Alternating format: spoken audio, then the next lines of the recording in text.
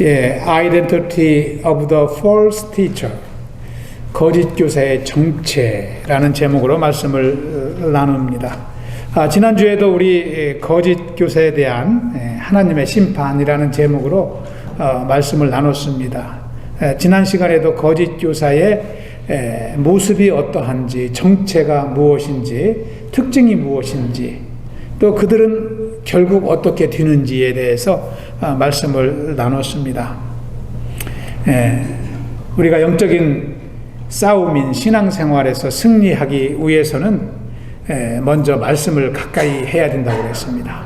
하나님의 말씀을 늘 가까이 하고 묵상하고 의지하는 삶을 살아야 됩니다. 그리고 뿐만 아니라 내 안에 있는 세상적인 욕심을 내려놔야 됩니다. 그것이 거짓 교사들의 타켓이 되기 때문이죠. 그래서 그것을 내려놓고 믿음을 가지고 늘 성령 안에서 기도하는 삶을 살아야 된다는 말씀을 나눴습니다. 여러분, 우리가 아까 합독한 에베소서 6장 18절 말씀, 우리가 늘 기억해야 됩니다. 우리가 기도를 하지만, 간구를 하지만 항상 성령 안에서 성령님의 뜻을 묻는 기도를 드려야 된다는 것이죠. 그리고 항상 깨어나서 쉬지 않고 우리가 기도하는 삶을 살아야 될 줄로 믿습니다. 할렐루야. 실제로 이단 연구소에 의하면 우리나라는 신흥 종교의 왕국이라고 이렇게 불린다고 그래요. 신흥 종교의 왕국. 여러분, 신흥 종교는 다 이단입니다. 예수님께서 이미 세상에 복음을 전파하시고 우리 기독교가 지금 복음을 전파하고 믿음으로 살아가는 이 시대 가운데 새로운 다른 종교가 생겨났다면 그것은 다 이단이에요. 그렇지 않습니까? 이 신흥 종교들이 막 우후죽순으로 생겨나서 사람들을 미혹하는 것이 오늘날입니다. 오늘날 급격히 변하는 이 시대 가운데 많은 사람들이 불안한 삶을 살고 있습니다. 그런데 이 신흥 종교, 잘못된 복음들을 가지고 그 불안한 인생들을 유혹하는 거예요. 마음에 평안을 줄 것 같이, 미래의 소망을 줄 것 같이 유혹합니다. 여러분, 이단들의 특징이 무엇입니까? 그들은 캐논, 이 정경이라고 하죠. 우리가 보고 있는 성경 66권과 다른 복음을 가지고 신앙생활해요. 하나님의 복음은 이 성경 66권 안에 있습니다. 그것을 캐논 정경이라고 하지요. 그런데 그들은 이 성경을 왜곡하는 다른 말씀을 가지고 잘못된 복음을 가지고 사람들을 유혹하는 것입니다. 여러분, 여호와 증인들이 사용하는 말씀이 뭐예요? 파수대. 여러분, 몰몬교에서 무엇을 사용합니까? 몰몬경을 사용합니다. 우리가 보는 성경이 아니에요. 그들이 만든 몰몬경을 사용해요. 여러분, 통일교, 문선명이 시작한 통일교는 문선명의 원리 강론을 가지고 신앙생활해요. 이와 같이 이단들은 다 잘못된 거짓 복음을 가지고 신앙생활을 합니다. 그래서 그들은 이 천국에 대한 소망도 우리와 다릅니다. 그들은 종말론이 우리와 다릅니다. 천국을 부인합니다. 그리고 지상 낙원을 주장하기도 합니다. 예수님의 재림에 대해서도 다른 주장을 하고 있습니다. 이렇게 잘못된 복음을 가지고 사람을 미혹하는데 왜 사람들이 넘어갈까요? 그것도 교회 성도들을 유혹해도 성도들이 넘어갑니다. 그 이유는 분명합니다. 성도들이 하나님의 말씀 위에 굳게 서 있지 못하기 때문이죠. 분명한 말씀, 나를 구원하신 말씀 위에 굳게 서고 그 말씀을 의지하지 않기 때문에 연약할 때 유혹하면 넘어가는 거예요. 여러분, 말씀이 참 중요합니다. 나를 지켜주기 때문입니다. 나의 생명을 지켜주기 때문입니다. 여러분, 사도 베드로가 지금 거짓 교사들을 경계하라고 말씀하면서 오늘 말씀에도 보면은 거짓 교사들의 정체에 대해서 더 분명하게 아주 격양된 어조로 말씀하고 있거든요. 이 고운 말로 이렇게 말하지 않습니다. 오늘 우리가 읽어본 성경 본문을 보면은 아주 힘주어서 말하고 있어요. 그것은 성도들을 믿음 안에서 지키도록 하기 위해서 하나님의 생명의 은혜를 놓지 않도록 사도 베드로는 힘써 주장하고 있는 것입니다. 저와 여러분이 다시 한번 거짓 교사들의 정체를 다시 한번 말씀을 통해서 배우고 우리가 이 땅을 사는 동안에도 그 이단의 세력을 이길 뿐만 아니라 다른 영혼들을 그들의 유혹에서 보호해야 됩니다. 지켜야 됩니다. 그것이 하나님의 백성에게 주신 사명인 줄 믿습니다. 우리 가족을 보호하고 우리 형제를 보호하고 자녀들을 보호하고 우리 이웃을 지키는 그러한 교회로 우리가 쓰임받길 기도합니다. 그러면 본문에 나타난 거짓 교사들, 거짓 선생들의 정체를 한번 알아보겠습니다. 첫 번째 12절에 보시면 거짓 교사들은 이성 없는 짐승과 같은 존재다. 아주 사도 베드로는 표현을 아주 리얼하게 합니다. 우리 12절 한번 읽어보겠습니다. 다시 한번 읽어봅니다. 시작. 그러나 이 사람들은 본래 잡혀 죽기 위하여 난 이성 없는 짐승 같아서 그 알지 못하는 것을 비방하고 그들의 멸망 가운데에서 멸망을 당하며. 아멘. 여기 보시면 잡혀 죽기 위하여 난 이성 없는 짐승 이렇게 표현합니다. 사람을 짐승이라고 하지 않습니까? 거짓 복음을 전하는 자들을 죽기 위해 태어난 짐승. 여러분, 짐승의 세계는 약육강식 아닙니까? 그래서 연약한 짐승은 힘이 센 짐승에게 잡혀 먹습니다. 그런데 거짓 교사들은 마치 그와 같은 인생이라는 거예요. 그것은 곧 그들의 멸망을 이야기하는 것이죠. 그들은 이 땅을 살지만 곧 멸망받을 존재라는 것을 사도 베드로는 분명하게 성도들에게 가르치고 있는 것입니다. 영적으로 무지한 짐승같이 그들은 이 땅을 사는 동안 하나님의 말씀에 관심도 없고 소망도 없습니다. 소원도 없습니다. 그냥 이 땅에서 즐기고 살아가는 것입니다. 욕심을 따라 살아가는 존재들이죠. 여러분, 사람에게도 욕심이 있습니다. 그런데 사람이 짐승과 다른 것은 무엇이 때문이라고요? 영적인 생명이 있기 때문이라고 했습니다. 짐승에겐 그것이 없습니다. 하나님께서 여섯째 날에 짐승과 사람을, 동물과 사람을 같이 창조하셨어요. 무엇으로요? 흙으로 빚으셨습니다. 그런데 사람에게는 생기를 주셨다고 말씀에 기록하고 있잖아요. 우리 잘 아시는 말씀인데 창세기 2장 7절 함께 한번 합독해 보겠습니다. 시작. 여호와 하나님이 땅의 흙으로 사람을 지으시고 그 생기를 그 코에 불어 넣으시니 사람이 생명이 되니라. 아멘. 여기서 이 생명이라는 것이 홀리 스피릿을 말하는 거예요. 홀리 스피릿. 영어 성경에 보면은 living being이라고 돼요. living being. 그러니까 하나님이 사람을 흙으로 만들었을 때에는 living being이 아닌 거예요. 육신은 움직이지만 그 안에 생명이 없다는 거예요. 동물에게는 그것이 없어요. 그런데 같은 날 창조하셨지만 사람에게는 생명을 주셨어요. 하나님의 생명을 우리에게도 주셨다는 것이죠. 그것이 바로 동물과 사람의 차이점인 것입니다. 거짓 교사는 이 영적인 비밀을 알까요? 모를까요? 모릅니다. 거짓된 말씀을 가지고 살아가기 때문에 이 영적인 비밀을 몰라요. 하나님의 생명에는 관심이 없습니다. 그래서 베드로는 이들을 가리켜 진리에 대한 무지로 인해 하나님을 대적하다가 멸망받을 짐승과 같다 이렇게 말하는 것입니다.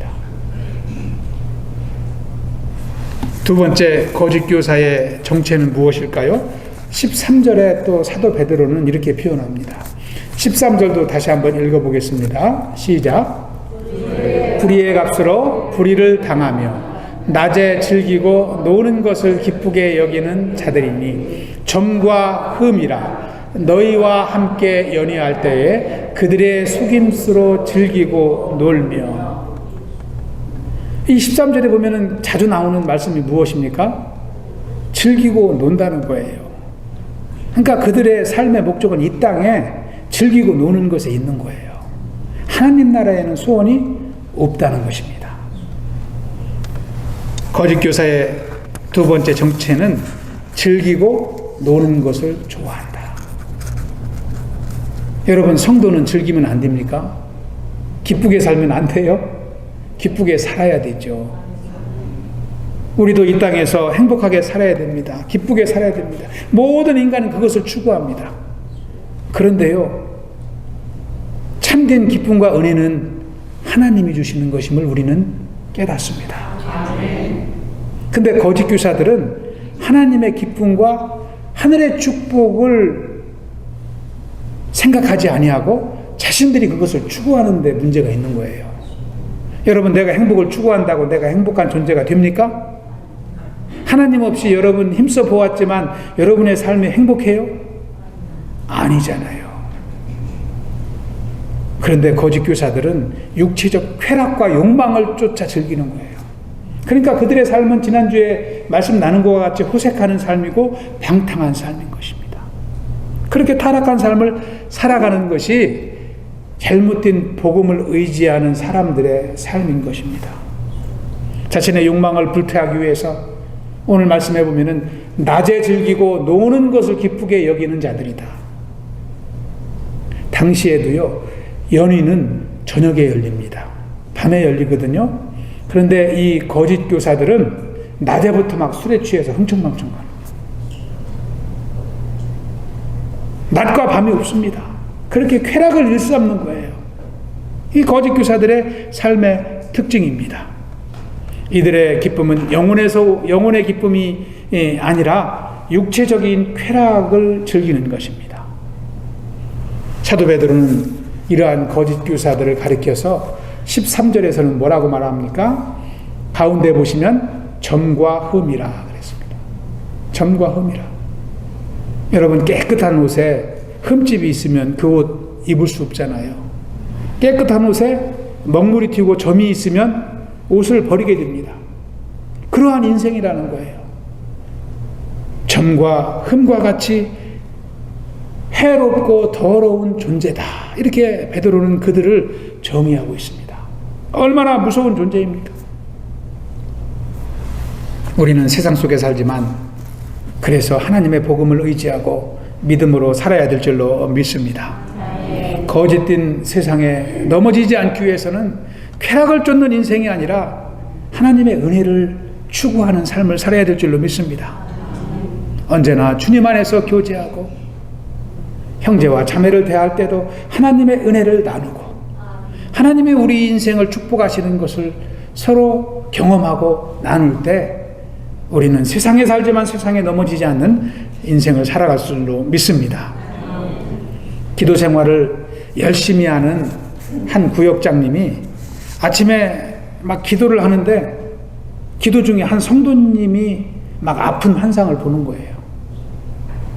기도 막 하는데 구역 식구 중에 한 성도님이 아프다는 환상을 이렇게 느끼고서 그 성도님을 위해서 열심히 기도했어요. 그러고서 이제 집에를 가려고 하니까 아무래도 그 성도님 때문에 그냥 집으로 발길이 떨어지지 않아요. 전화를 해보니까 집에 계시더라고요. 그래서 제가 잠깐 들렸다 얼굴 좀 보고 가도 되느냐고 하니까 아이 구역장님 오시라고. 그래서 그 성도님 신방을 갔어요. 아침에 갔더니 성도님이 아니 근데 웬일이냐고 놀라면서 구역장님을 반기는 거예요. 이렇게 오셨냐고 갑자기 아침부터. 사실은 내가 요즘 구역장님이 피곤한 것 같아가지고 제가 구역장님 위해서 찹쌀죽을 쓰고 있는데 구역장님이 오셨다고 막 그러는 거예요. 잘 오셨다고. 저하고 마음이 딱 맞아떨어졌으니까 얼마나 저도 놀랬다고. 그러면서 이거 다 됐으니까 갖고 가시라고. 구역장님은 성도들을 위해서 기도하니까 환상을 보고 기도하고 신방하고 또 성도님은 또 구역장님을 생각하고 죽을 쓰고 있는데 또 마침 시간이 맞으니까 서로 은혜가 되는 거예요. 그래서 서로 보고서 그냥 손을 붙잡고 그냥 눈물이 글썽글썽 해가지고 이렇게 기쁨을 나눴다고 그래요. 여러분, 이것이 간단한 것 같지만 우리 삶 속에서 단순하게 일어나는 일이지만 얼마나 큰 축복입니까? 이것이 성도 간의 교제고 하나님 안에서 나누는 기쁨 아닙니까? 낮에부터 아무리 잔치를 벌여도 이 기쁨 따라올 수 있어요? 없는 것입니다. 그래서 우리는 하나님 안에서 기도하며 신앙생활해야 될 줄로 믿습니다. 나의 기쁨을 추구하는 삶이 아니라 나보다는 다른 영혼의 기쁨을 주님 안에서 추구할 때 하나님은 내 심령에 하늘의 기쁨을 주시지 않습니까? 그것이 얼마나 더 큰 기쁨이고 귀한 삶인지 우리는 경험해야 될 줄로 믿습니다. 세 번째, 14절에서 거짓 교사의 특징을 사도 베드로는 뭐라고 말합니까? 음심이 가득한 범죄자요. 음심이 가득한 범죄자요. 또 마지막에 보면은 저주의 자식이라. 아주 심한 욕설을 퍼붓고 있습니다. 그것은 그들의 유혹으로부터 성도들을, 교회를 지키기 위한 이 목회자의 간절한 심정이죠. 그렇게 그 유혹에 넘어지는 성도들이 안타까운 것입니다. 베드로는 부드러운 말로 하지 않습니다. 격양된, 흥분된 언어로 막 계속 말씀하고 있는 것입니다. 음심이 가득한 눈을 가지고 범죄하기를 그치지 않는다는 것은, 음심이 가득한 눈이 무엇입니까? 이 거짓 교사들은요, 이 자매님들을 볼 때 그냥 보지 않는다는 거예요. 음심이 가득한 눈으로 보는 거예요. 음탕한 생각을 가지고 자매를 보는 거예요. 그러니 그 심령에 늘 죄악으로 팽배한 것이죠. 이들은 항상 간음할 상대들을 찾아다니며 죄를 짓기를 그치지 않습니다. 그러니까 얼마나 성도들이 걱정이 되겠어요. 믿음이 연약한 자들을 찾아다니며 유혹합니다. 마치 낚시꾼이 미끼를 가지고 고기를 잡는 것과 같이 이들은 세상적인 것을 가지고 유혹하며 성도들을 유인하는 것입니다.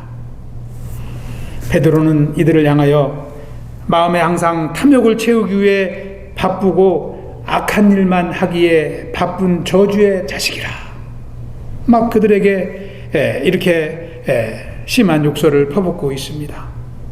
15절 16절에 보시면 마치 불의의 재물에 눈이 멀어서 자신의 나귀도 들었던 하나님의 음성을 듣지 못하는 산란과 같다는 거예요. 이 동물도 듣는 하나님의 음성을 하나님이 그 나귀에게 하나님의 말씀을 들리게 하잖아요.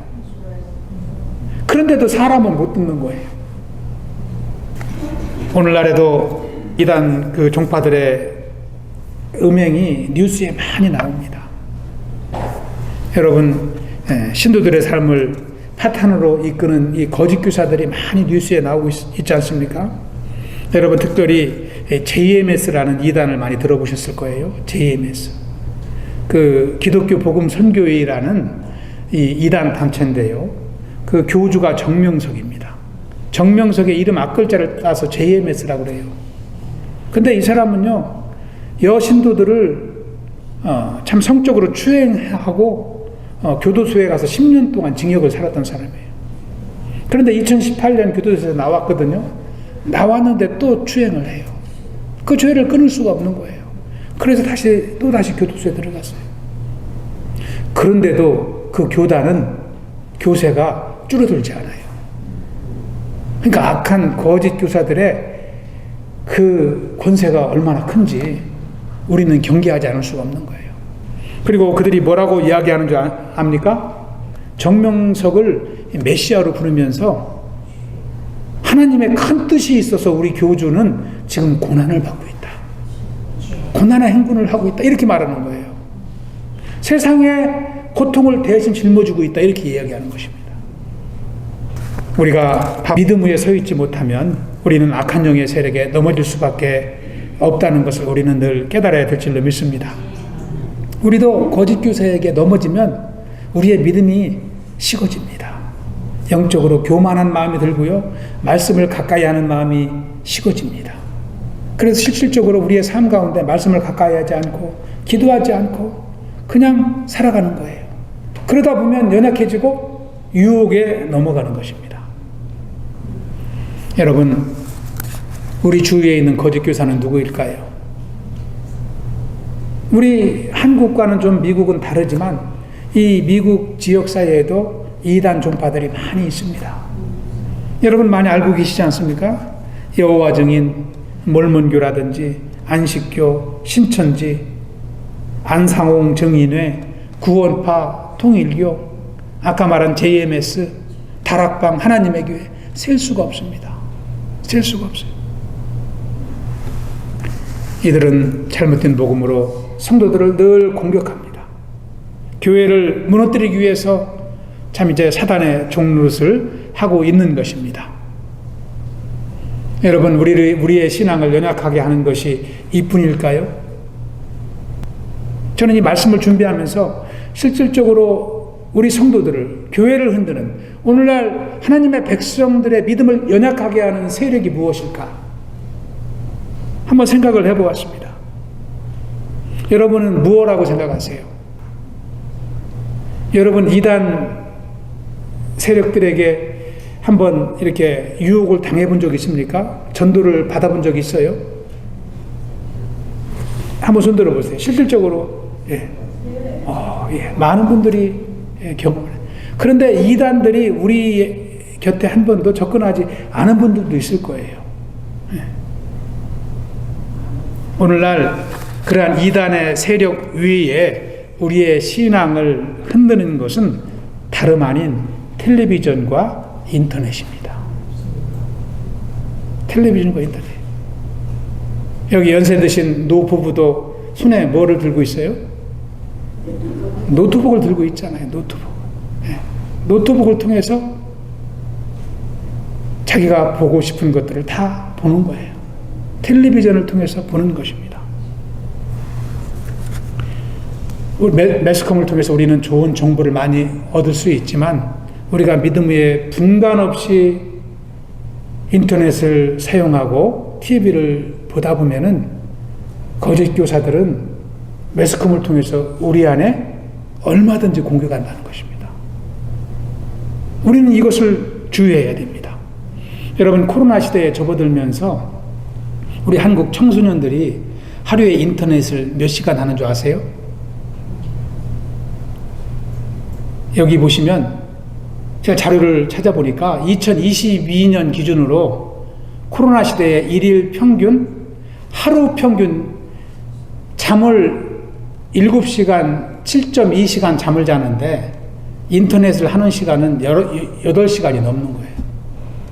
청소년들이.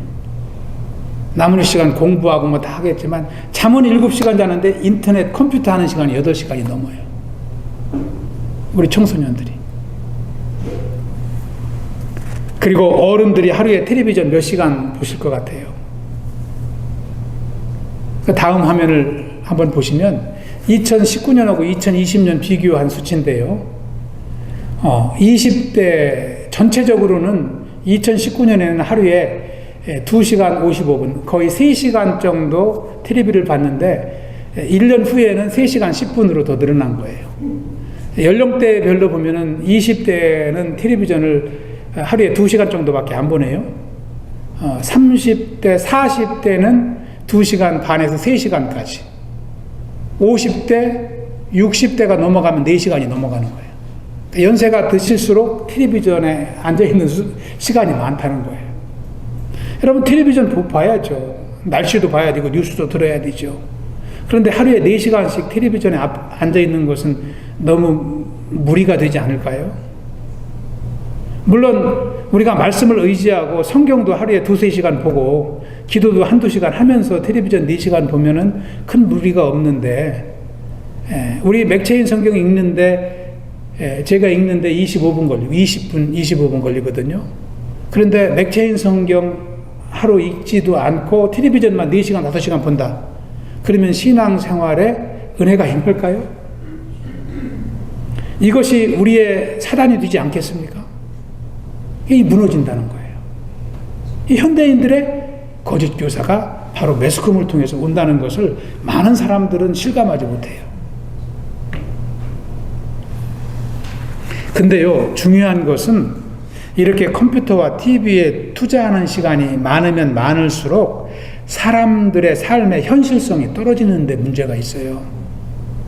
현실성이 떨어지는 거예요. 현실 감각이 둔화된다는 것입니다. 다시 말하면요, 사람들과 사람의 만남에서도 공감 능력이 떨어진다는 거예요. 사람들과 주고받는 대화나 감정이 인터넷에서 또 TV에서 보는 연속극의 주인공보다도 감정이 더 없다는 것입니다. 함께 사는 가족이나 이웃에 사는 이웃과의 관계보다도 연속극에 나오는 주인공과 나와의 관계가 더 관심이 가는 거예요. 그래서 가족이나 이웃의 일보다도 연속극에 있는 주인공의 일이 더 궁금한 거예요. 그렇게 삶이 바뀌는 것입니다. 그러니까 현실감이 떨어지고 가상 공간에서 상상하는 삶으로 살아가는 거 빠져드는 거예요. 그래서 연속극의 주인공이 살아가는 삶의 방식을 따라가고 싶고 그것이 더 멋진 것 같고 이렇게 막 바뀌는 거예요. 그러한 삶을 살면서 일주일에 한두 번 예배 드리는 시간은 한두 시간밖에 안 되잖아요. 그 시간이 그 사람의 영적 은혜를 지켜주지 못한다는 것입니다. 그래서 TV를 많이 보고 인터넷을 많이 하는 사람일수록 믿음이 깊을 수가 없어요.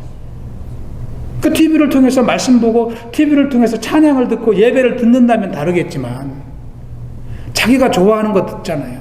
자기가 좋아하는 거 보잖아요. 그러면서 1시간 기도 30분 말씀 묵상 이게 이루어지지 않으면 우리는 그냥 거짓 교사의 속임 속에 나도 모르게 넘어가는 삶을 살아가는 거예요. 그러면서 인생이 지나가는 것입니다.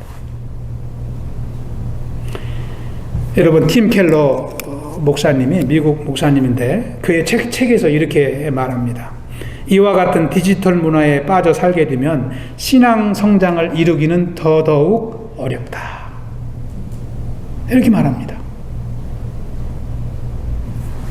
말씀을 묵상하고 기도하는 일을 대부분 중단하게 된다. 하나님의 말씀에 영향을 받지 못하고 TV에 인터넷에서 나오는 세상적 영향만 흠뻑 빠져들기 때문에 그냥 가상, 상상력으로 살아가는 것입니다. 뭐 가족이 뭐 큰 일을 당해도 큰 관심이 없어질 수도 있고 이웃에게 무슨 문제가 있어도 그것은 내일 아닌 것 같이 여겨지며 살아가는 거예요. 만나면 TV 속의 주인공 얘기가 하고 그 사람의 일이 더 큰 일인 것 같이 서로 주고받고 이 성도들도 그렇게 살아갈 수가 있습니다. 여러분, 실질적으로요, TV를 보시고 인터넷을 보시면 누가 이단의 설교인지 분간하지 못하는 분도 많습니다. 그러면서 그 설교 듣는 거예요. 이게 이단 목사가 하는 설교인지 바른 복음인지도 몰라요. 그냥 재미있고 흥미 있으면 그냥 들어요. 인기 있으면 들어요. 이것이 현실입니다. 옆에 있는 이단 교회는 간판이라도 있죠. TV 속에 나오는 이단은 간판도 없이 그냥 우리 심령 안에 들어오는 거예요. 한두 시간 설교 듣는 게 아니고 우리가 이단이 와서 우리에게 전도하려면 나는 어디 교회 나갑니다. 예수님 믿습니다. 하고 딱 거절하잖아요. 5분도 대화 안 하잖아요. 근데 TV 속에서는 1시간, 2시간, 하루에 4시간씩 빠져든다면 일주일에 몇 시간입니까? 이게 너무나 큰 영향력이 임한다는 것이죠. 그래서 우리가 TV를 보고 인터넷을 사용하더라도 믿음의 분별력을 가지고 살아가야 됩니다. 오늘날 참 이제 우리가 더욱더 믿음으로 살아가야 될 이유가 여기에 있는 줄 믿습니다. 저와 여러분이 방송 설교 들을 수 있습니다. 그러나 실질적으로 우리가 만나서 하나님을 예배하고 서로 섬기고 사랑하고 서로 교제하는 그런 신앙생활을 통해서 하나님께 영광 올려드려야 될 줄로 믿습니다. 할렐루야. 오늘 말씀을 정리합니다. 오늘날 우리가 살면서 보면은요, 우리 주위에 많은 사람들 보면은 옛날에는 신앙생활을 열심히 했지만 요즘에는 신앙생활에 별 관심이 없는 분들을 많이 접할 수 있어요. 옛날에는 예배도 참석하고 옛날에는 성경 말씀도 읽었는데 요즘에는 그냥 텔레비만 보는 사람이 많이 있어요. 하루 종일 리모컨만 만지작거리는 분들이 많아요. 왜 그럴까요? 이것을 오늘날 탈기독교 시대라고 합니다. 탈기독교 시대. 기독교인들이 신앙을 떠난다는 거예요. 이것이 바로 소셜미디어의 영향력입니다. 아까 말한 TV와 인터넷의 영향 때문에 사람들의 사고방식을 바꿔놓고 옛날에는 천국이 있다는 것을 부인하지 않았습니다. 예수님이 다시 오신다는 재림을 의심하지 않았어요. 그런데 세속적인 문화에 접어들자 보니까 그거에 대한 신념이 희미해지는 거예요. 천국이 무슨 소용이고 예수님이 다시 오는 것이 나와 무슨 관계인가, 거기에 대한 확신이 줄어들기 때문에 신앙생활을 내려놓는 거예요. 계속해서 생명이 존재하고 있다고 볼 수 있을까요? 그것이 오늘날 시대입니다. 후기 현대주의의 특징입니다. 그래서 개인주의가 강하기 때문에, 이기심이 강하기 때문에 다른 사람들 말은 더 듣지 않으려고 해요. 자녀들도 안 듣습니다. 여러분, 어떻게 우리가 전도해야 됩니까? 여러분, 어떻게 우리가 주님의 사명을 감당하는 교회로 쓰임받을 수 있을까요? 우리는 이것을 놓고 기도하고 이것을 위해서 힘쓰고 머리를 맞대야 될 줄로 믿습니다. 우리 자녀들을 지켜야 되잖아요. 우리 이웃들을, 형제들을 지켜야 되잖아요. 매스컴을 통한 거짓 교사의 공격은 대단합니다. 그렇다고 우리는 우리의 사명을 포기할 수가 없는 것입니다. 그럴수록 더욱더 우리는 가상 공간이 아니라 실질적인 만남을 가져야 됩니다. 실질적인 교제를 나눠야 돼요. 가족들과 더 많은 시간 대화하고 이웃들과 더 많은 시간 대화하는 삶을 우리가 살지 아니하면 우리는 우리가 갖고 있는 생명의 복을 전할 기회가 없습니다. 우리의 마음부터 그러한 의욕이 일어나질 않습니다. 교회에서 만나는 시간을 더 늘려야 되고 구역 안에서 서로 교제하는 시간을 늘리지 아니하면 우리는 그냥 매스컴에 넘어지는 거예요. 실제적으로 제가 달라스에서 목회하면서 교회 성도들에게 조사를 해보니까 100명에게 설문조사를 해보니까 76명, 거의 3분의 2가 관계를 통해서 예수님을 만났다고 이렇게 설문을 했습니다. 오늘날은 친분이 가까운 사람부터 복음을 전하지 아니하면 복음을 전할 수가 없어요. 다 이기심을 가지고 살아가기 때문에 하나님의 말씀보다는 TV나 인터넷을 더 의지하기 때문에 그들도 정보를 알고 있다고 믿기 때문에 우리의 말을 듣지 않습니다. 그런데 가까운 사람, 인간적으로 친분이 있는 사람은 말을 들어요. 우리 가족이나 자녀나 이웃들은 내가 받은 은혜가 이렇다고 하면은 그래도 어느 정도 들어요. 그래서 우리는 더욱더 관계를 개선하는 삶을 살도록 노력하지 아니하면 이 복음은 이 땅에 전해질 수가 없습니다. 그래서 여러분, 우리가 가장 먼저 전도해야 될 대상은 누구일까요? 가족입니다. 가족이에요. 여러분이 집에 가시면 함께 식사하는 가족이에요. 그 가족에게 예수님의 복음, 하나님의 말씀을 통해서 구원을 설명할 수 없으면 그 가족을 전도할 수 없어요. 그래서 저와 여러분이 먼저 나를 구원하신 하나님의 말씀을 분명히 알고 그것을 우리 가족에게 설명할 수 있어야 돼요. 그것이 기본입니다. 그리고 시간 나는 대로 가족과 가깝게 지나고 가족을 기쁘게 하고 가족을 섬기고 그러한 삶 가운데 하나님이 당신과 함께 한다는 것을 지속적으로 얘기해 줘야 됩니다. 우리 자녀에게 얘기해 줘야 됩니다. 내가 믿은 하나님이 누구인 것을 전해 주어야 됩니다. 그때 이단의 세력은 우리를 넘어뜨릴 수 없을 것입니다. 우리가 참 이웃을 사랑하고 가족을 사랑하고 나아가서 참 복음이 세상 끝까지 전해지는 이 하나님의 사역을 위해서 쓰임받기 위해서는 우리의 삶의 패턴을 바꾸고 또 인터넷과 미스미디어에 투자했던 시간들을 줄이고 말씀을 직접 읽고 직접 기도하는 삶을 살지 아니하면 우리는 그러한 악한 세력의 공격에서 무너질 수밖에 없다는 것입니다. 우리 코부교회가 다시 한번 오늘 말씀을 통해서 참 거짓 교사들을 경계하고 복음 위에 굳게 서는 교회로 성장할 수 있길 축원합니다. 아무리 하나님께 관심이 없는 가족이라 할지라도 우리가 더욱더 사랑하고 섬기고 가까이 하면 복음에 관심을 갖습니다. 그래서 전도하고 이웃을 인도하는 믿음의 교회로 쓰임받길 축원합니다. 우리 한번 인사해 보겠습니다. 믿음 안에서 더 가까이 사랑합시다. 믿음 안에서 더 가까이 사랑합시다. 이것이 전도의 비결입니다. 할렐루야. 기도하겠습니다. 아버지 하나님 감사합니다. 오늘도 말씀을 통해서 참 하나님의 참 지혜를 얻게 하시고 특별히 이 시대 가운데 복음 위에 굳게 서서 하나님의 은혜를 누리는 삶을 살도록 인도하신 것 인하여 감사를 드립니다. 아버지 죄악된 세상에 살지만 또 이제 우리가 하나님의 말씀을 의지하며 믿음으로 승리하는 삶을 살아갈 수 있도록 인도하여 주시옵소서. 전도의 사명을 감당하는 삶을 살아갈 수 있도록 인도하여 주시옵소서.